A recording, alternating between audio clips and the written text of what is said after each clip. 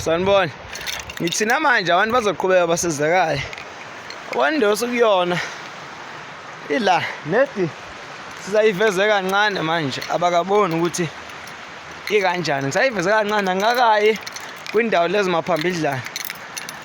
Hayi siloko siwasha thina sigezwa kuthiwa sinani. Yes siyavuma kodwa buya la.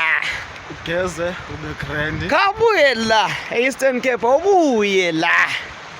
Hey siyeva madoda. Akunamona akunani ngizemfanele semusha kodwa ke hey sengiphamisa abantu unongathi nawubuka uphala ukuthi bazala eVietnam. Kodwa ke sisela awubuyi izani lomfanele limdelile izani kuye zani. Ngiyanthanda kakhulu niqhubeka nibe right.